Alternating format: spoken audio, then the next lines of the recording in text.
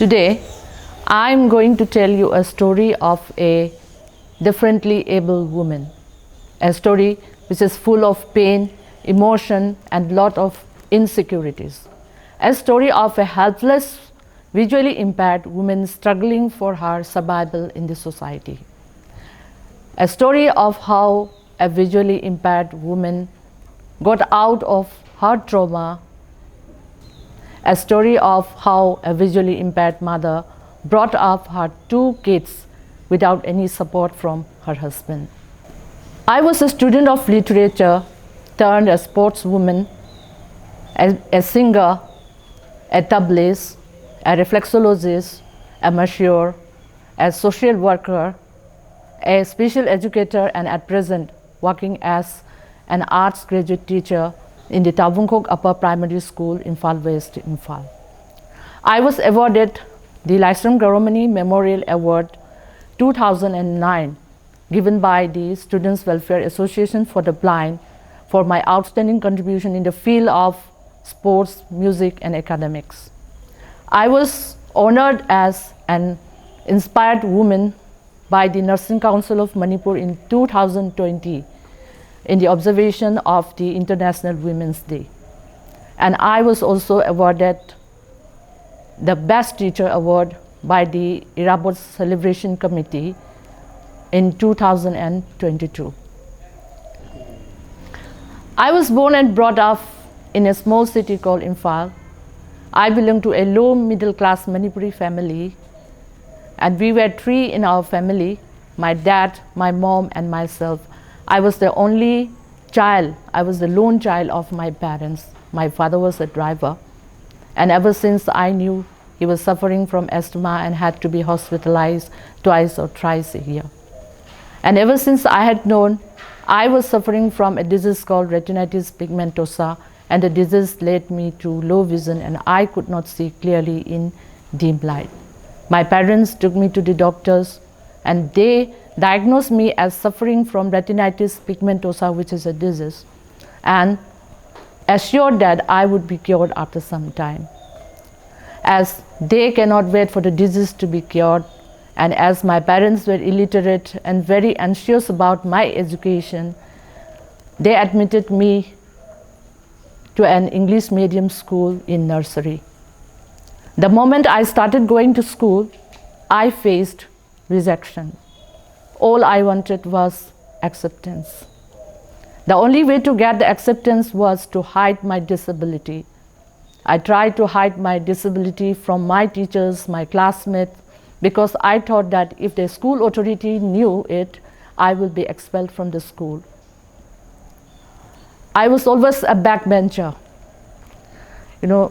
I always wanted to hide myself from my teachers. Then, as I could not see words written on the blackboard, my teachers always scolded me and beat me for that. And at home, my home tutor beat me and scolded me for not copying from the school. And I could not see things dropped under the bench. I lost small things like pen, pencil, eraser, cutter, etc. So at home, my mom used to scold me and beat me for being irresponsible because I lost things frequently. My school days were average. I could not get high rank in my class. Almost all my results were passed under consideration. So my dad used to scold at me and beat me for not concentrating on my studies. And at school, I used to block on doors, hit on benches, and sometimes fell down. And my teachers and my friends thought that I was careless.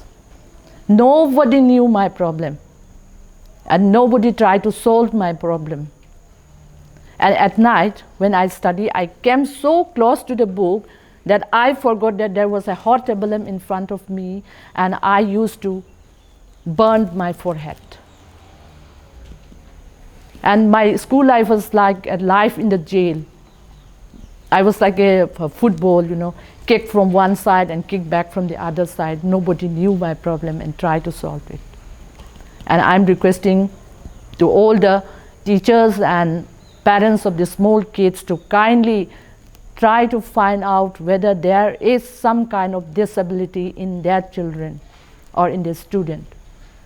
If they find any kind of disability, like they cannot see or they cannot hear or they cannot speak, please engage a special educator so that proper assistive device could be given to them and their learning could be made easier. I do not want any child to be suffered like me. I remembered some of the incidents which made me so painful, emotional, and insecure. Once, when I was in the 4th standard, I requested to one of the boy who was sitting next to me to lend me his exercise book so that I could copy it at home. And he agreed on one condition, that I had to give him 2 rupees. 2 rupees was a huge amount for me in those days. I took the book home, I copied it, and when in the morning when I asked my mother to give the 2 rupees, she refused. I did not go to school that day. And at night, I was waiting for a chance to steal the money from my mom's purse, that 2 rupees. When my parents were asleep, I woke up and I checked my mom's purse. Then I checked my dad's wallet. I found 2 rupees there. I took it, and in the next day, I gave the money with the exercise book to the boy. He was very happy. And when I came back home, my mom was waiting for me, and she asked me where the 2 rupees were. I was silent. And that day, my dad beat me so severely that all my calf muscles were swelling. I felt the pain for about a week. And from that day onward, I decided not to steal again. And what happened, when my parents used to give me 25 paise, 25 paise every day to eat something during the recess. With that, I used to buy the cheapest thing because it was a small amount. So I saved those paise. When it reached 2 rupees, I borrowed another exercise book and copy at home. And when my friends used to eat big apples in front of me, I also wanted to eat that. And I dreamed of eating an apple someday. So I would like to request to all the parents that if your children wanted some money, please try to find out where they will use the money. Either they have to buy some eatable things, or that they are facing a problem and they have to give the money to someone. If you find out their problem, you can solve it. I am also requesting to all of you that if you have any single problem, please tell them to your parents. Please don't keep inside you. Okay? Then another incident was that of when I was in the 7th standard. I admired those who could go up on stage and perform something like giving speech, then singing, dancing, etc. In the Teachers' Day celebration of that year, when I was in the 7th standard, I also wanted to do something. The student organized a function for that, and I gathered every ounce of my power and requested the class captain to give me a chance to perform in the Teachers' Day celebration. At first, she denied, but afterwards, she gave me a chance. And she advised me to act as a funny newsreader. You know funny newsreader, no? Those reading funny news. Then the day arrived, I was caught up on the stage, and I wore a sari, put my makeup on, and when I started reading the news, I was almost nervous. I don't know what to do. I took out the paper which I had with me and tried to read it, but I could not see. So I failed to read. And I continued with a few lines which I remembered, and came down the stairs. The class captain was waiting for me. She was furious at me and she scolded me. I kept silent. I went home straight. I wanted to tell those things to my mom, but she was busy in her candle making. She was very busy, so I could not tell her.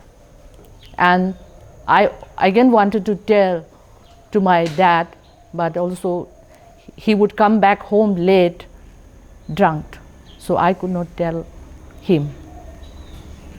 Another incident was that of when I was in the 5th standard. My dad was in the hospital. So there was no one to assist my mom in the hospital. As I was the only child, I assisted my mother. And one day, my dad was very serious and my mom could not leave my dad. So she told me to bring some medicine from the pharmacy outside the hospital. And one thing she told me that you must come with the medicine, otherwise you should not come back. I was a bit emotional when she said that. But those words made my willpower so strong that I could stand on my own feet now. I would like to thank my mom for that. And I took the money from her and went to the pharmacy, but I could not find the medicine there. It was not there. And I had to go to a nearby market, which was 1.5 kilometers. I bought the medicine and came back. When I reached the gate of the hospital, it was almost dark. And I somehow get inside the hospital building, but I was hit. As there was no light, I was hit on a bench and fell down. A man who passed by picked me up, lifted me up, and I requested him to take me to my parents. And he agreed. My dad was in the upstairs. There were 2 stairs. One is meant for the visitors and one for the trolleys and wheelchairs. When we reached the middle of the stair, he started moving his hand around my chest. I doubted.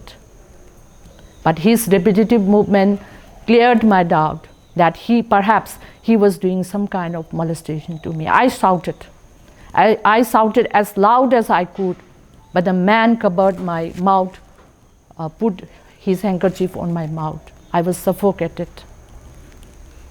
And by the grace of God, I heard the sound of a trolley, and he hit me and ran away. I cried. And the lady attendant who accompanied the trolley came to me and asked what had happened, and I told her everything, and she took me to my parents. And on the way, I told her not to tell anything about the incident because my dad was very serious. From that day, I felt very, very insecure. I even feared to get out alone. So, dear children, do not go alone in an unknown place. Even disabled are not spared in our society. I somehow passed my 8th standard, and I was searching for a person to help me to change the school. At last, I got my Uncle K.A. Santa Singh. He helped me in changing the school because he understood my problem. He knows everything about me. Then I was admitted to Tampasana Girls Higher Secondary School in 9th standard. I was a bit better in my studies there. The teachers were very helpful and supportive. I started participating in the science seminar, debating competition, singing, sports, etc. And I could get many medals and awards for it. When I reached 12th standard, I could not read print. So I started using those magnifying glasses. And at that point of time, there was an entry of a guy in my life. He was my first love, and my love story began there.